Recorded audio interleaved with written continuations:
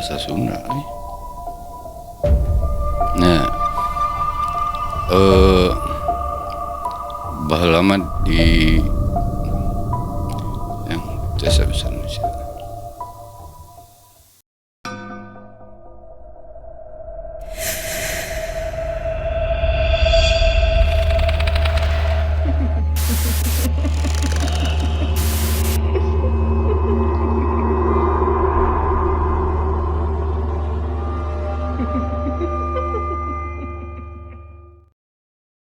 Assalamualaikum warahmatullahi wabarakatuh. Waalaikumsalam warahmatullahi wabarakatuh. Sobat Malam Mencekam, di studio kami telah hadir Bah Japar. Malam ini Abah Japar akan bercerita tentang penelusuran goibnya secara metafisik di wilayah Gua Jepang dan Gua Belanda yang ada di wilayah Tahura ya, Taman Hutan Raya Dago, Kabupaten Bandung. Untuk Sobat Malam Mencekam yang mempunyai juga cerita horor dan mencekam, boleh mengirimkannya ke email kami di malammencekamstory@gmail.com. Siapa tahu kisah sobat yang akan kami angkat ataupun sobat nanti akan kami undang ke studio untuk menceritakannya secara langsung. Baik, langsung aja Abah Japar yang akan menceritakannya.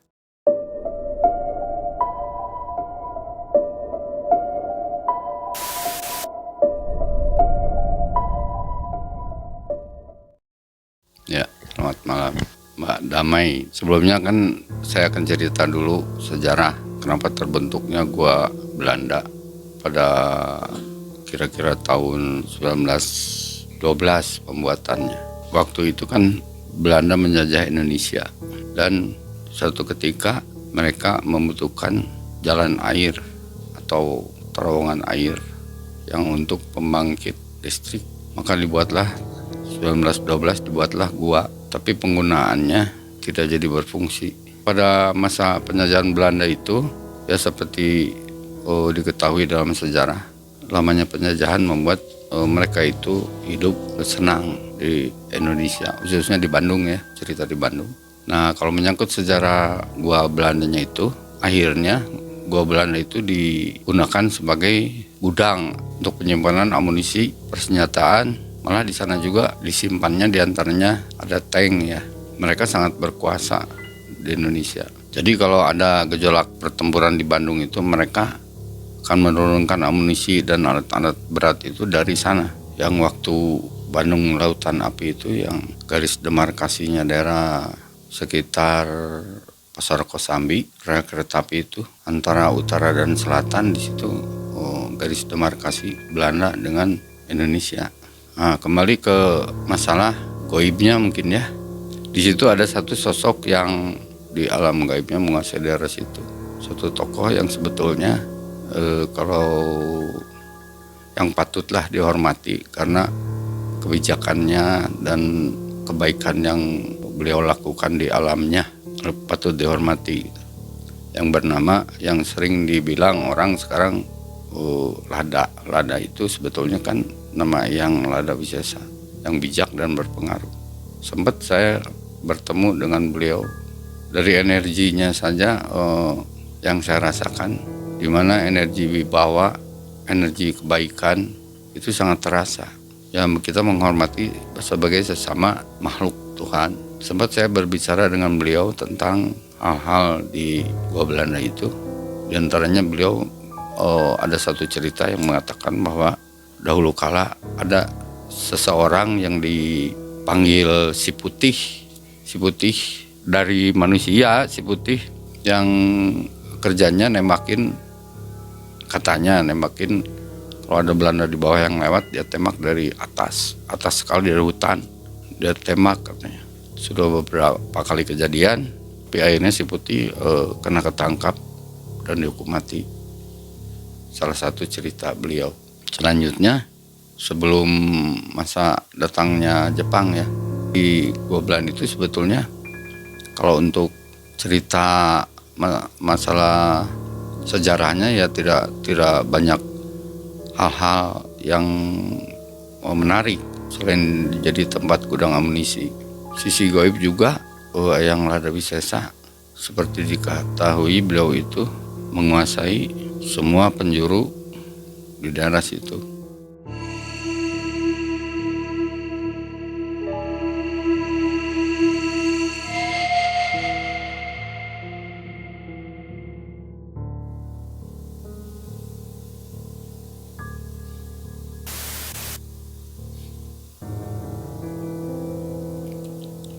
Bahasa Sunda.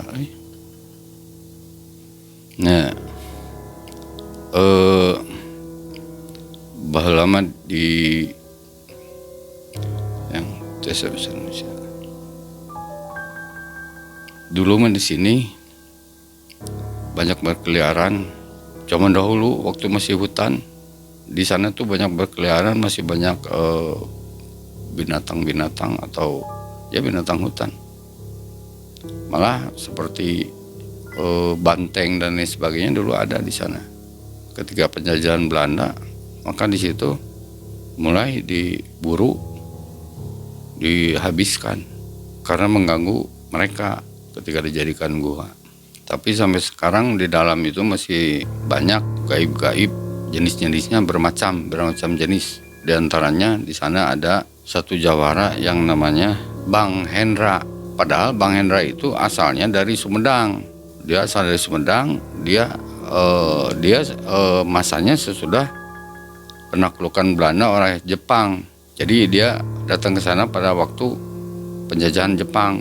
Dia mempunyai ilmu yang sangat mumpuni. Jadi seperti seperti penyelundup. Manakala ada kesempatan dia membantai Jepang itu, bila mereka keluar dari gua Jepang untuk mengeksekusi entah pribumi entah Belanda, mereka akan turun ke bawah ke pinggir sungai, dan mereka tempat mengeksekusi itu Jepang itu di sana. Nah, pada ketika perjalanan itu Bang Hendra biasanya diam-diam mencegat dan ya istilahnya terlalu kasar ya, membacok pakai samurai, pakai seperti pedang panjang gitu. Dia sikat itu Jepang yang lagi nuntun yang mau dieksekusi. Itu kejadiannya sering terulang-ulang. Kejadian seperti itu. Sesudah melakukan pembantaian, si Bang Hendra akan lari ke hutan belakang, ke sana gua. Jadi dia itu seperti gerilya gitu. Karena kebencian dia kepada penjajah Jepang waktu itu. Asal Bang Hendra itu saya pertanyakan kenapa namanya Bang, kenapa dipanggil Bang? Karena kan dari Sumedang. Entah siapa yang tiba-tiba memanggil Bang, jadi terkenalnya Bang Hendra. Itu sangat luar biasa Bang Hendra itu. Ilmunya sudah berkelas lah. Bisa datang dengan cepat, menghilang, pergi dengan cepat, menghilang seperti ninja. Banyak korban orang-orang Jepang di situ yang dibantai oleh Bang Hendra. Asal lengah dia muncul, dia lakukan pembacokan itu, seketika dia lari masuk lagi ke hutan dengan cepat. Sampai Jepang pergi dari Indonesia itu tidak tertangkap Bang Hendra. Entah kemana, sampai sekarang tidak terungkap itu.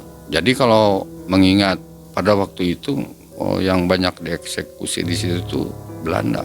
Jadi ada orang-orang Jepang, mereka itu sebetulnya stres berat dalam perang itu, benar-benar kejam karena stres, karena depresi yang ada dalam diri mereka itu benci. Jadi kalau orang tahanan itu lagi berjalan, tiba-tiba di antara mereka ada yang mukanya tidak menyenangkan si seseorang Jepang, ibaratnya yang menjaga itu, akan ditembak langsung di situ. Karena kebencian melihat mimik muka, mungkin melihat apa, tembak langsung. Jadi kalau perang itu ya semena-mena begitu. Yang jadi tahanan stres, yang menjadi pemenang juga sama aja. Depresi, stres, dan banyak sekali terjadi mungkin penyaluran, banyak sekali noni-noni yang ya diruda paksa sama Jepang itu. Ya itu mungkin hal yang memang pasti terjadi lah. Jadi mengerikannya itu yang tadinya Belandanya itu bersenang-senang di Indonesia, tiba-tiba berbalik menjadi tahanan interniran. Kem-kem itu adanya di Jalan Ciapit, seperti Jalan Ciapit, Kosambi, dan banyak titik-titik lain lah. Banyak sekali tempat kem-kemnya. Dulu disebutnya interniran. Sedangkan cerita-cerita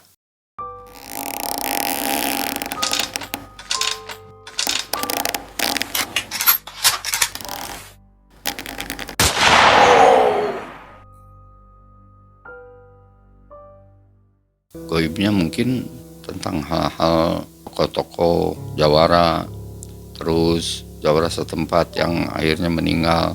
Terus di situ ada satu wanita yang namanya Nyimas, gaib.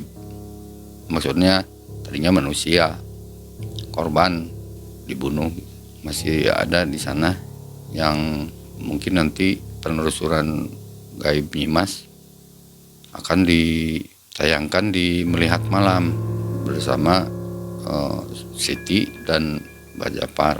Tidak banyak yang didapat sebetulnya daerah sana, hanya tempatnya saja menyeramkan dan banyak sekali yang uji nyali di sana, yang menantang-nantang yang itu, yang sebetulnya ya kurang baik lah.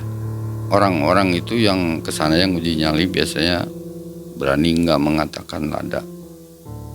Yang tadi aku sudah bahas, Abah sudah bahas bahwa itu tidak bijaksana sebetulnya. Dan kalau ada yang bicara begitu, mereka itu akan diserang bukan sama yang rada biasa, bukan. Diserang sama gaib-gaib di situ, diantaranya seperti ada kunti merah. Sebenarnya kunti putih itu kalau yang udah bisa terbang dengan warna merah itu tingkatannya lebih tinggi dari yang tidak bisa menjadi merah begitu. Nah juga di sana sebetulnya ada anggapan dari beberapa golongan, ya entah golongan apalah, yang menganggap di sana di sebelah timurnya itu ada suatu tempat. Memang tempat itu dicapainya agak susah. Maksudnya tidak dengan jalan manusia seperti biasa, jalan terabasan manusia, bukan. Itu kita harus cari jalan sendiri. Di sana ada seperti gua kecil di timurnya itu, seperti gua kecil yang ditutup oleh hutan alang-alang itu di tebing itu. Nah di situ sebetulnya banyak orang yang menganggap di situ bisa melakukan pesugihan.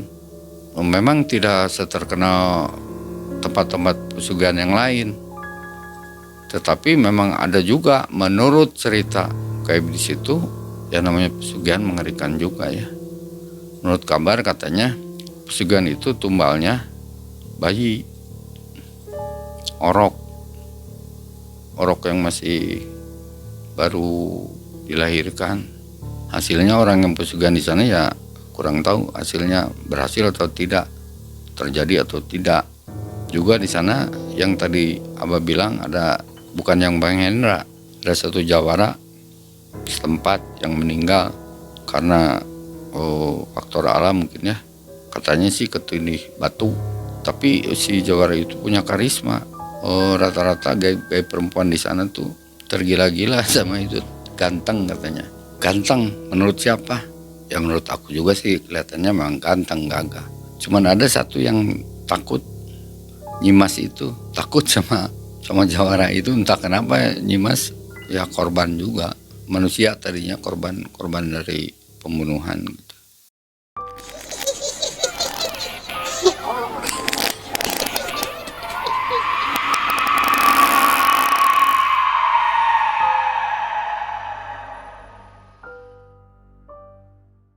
Baik sahabat Malam Mencekam, kira-kira itu cerita dari Bah Japar mengenai penelusuran goib ya Bah, ke gua Belanda dan ke gua Jepang. Ada sedikit pertanyaan nih Bah. Saya sebenarnya tahu gua Belanda dan gua Jepang ya Bah, karena ada di Bandung. Cuman saya nggak berani ke sana Bah. Kenapa? Ya, karena cerita-ceritanya dari yang saya dengar itu menyeramkan gitu. Saya pernah main ke sana hanya di luarnya aja. Berarti sampai saat ini beliau yang menguasai wilayah itu. Oh iya, beliau yang menguasai, dan sosoknya yang saya ketemu itu sosok secara metafisik ya. Itu sosoknya besarnya memang besar sekali, bukan besar-besar gitu, bukan. Yang besar sekali. Tingginya lebih dari tinggi lubang gua itu masih lebih besar sosok Eyang itu. Banyak juga ya bah yang ditemui di sana ya bah, sosok-sosok gaib yang berasal dari noni-noni dari Belanda gitu ya bah. Banyak macam di sana, yang jelas gaibnya tuh berbagai macam bentuk. Jadi rame lah kalau main ke sana secara metafisik, secara halus itu insya Allah akan terhibur dengan bisa bertemunya dengan bermacam-macam bentuk Kan itu dibuka sebagai taman wisata. wisata ya bah. Mungkin banyak juga pengunjung yang ke sana. Nah, biar aman nih bah, biar nggak diganggu sama penghuni yang di sana, itu ada nggak sih larangan-larangan buat kita sobat malam mencekam yang ingin main ke sana bah? Ya sebetulnya kan kalau penyebutan nama-nama itu kan itu sebetulnya kurang etis lah. Karena orang yang itu nama orang yang disebut itu orang penguasa di sana, atau ya disebut penguasa. Penguasa di sana itu orangnya bijak, baik, tapi berwibawa, tidak kaku. Jadi kalau ditantang-tantang itu sebetulnya kurang pantas ya. Oh gitu. Jadi kita ke sana juga tetap harus ada etikanya ya bah ya. Hormat aja seperti biasa lah. Iya, saling menghargai aja gitu ya bah, Iya. dengan alam-alam gaib gitu ya bah Iya. ya. Baik, sobat malam mencekam, itu cerita dari Bah Japar, penelusuran gaibnya bisa sobat saksikan di channel Melihat Malam. Bila ada yang ingin menambahkan atau memberi saran, silahkan di komen ya. Di sana nanti selengkapnya Abah melakukan perjalanan metafisik dengan Mbak Siti ya sebagai mediator. Jangan lupa juga untuk sobat yang ingin mengirimkan cerita horornya, boleh dikirimkan saja melalui email malammencekamstory@gmail.com. Kami tunggu. Wassalamualaikum warahmatullahi wabarakatuh. Ya, Waalaikumsalam. Terima kasih.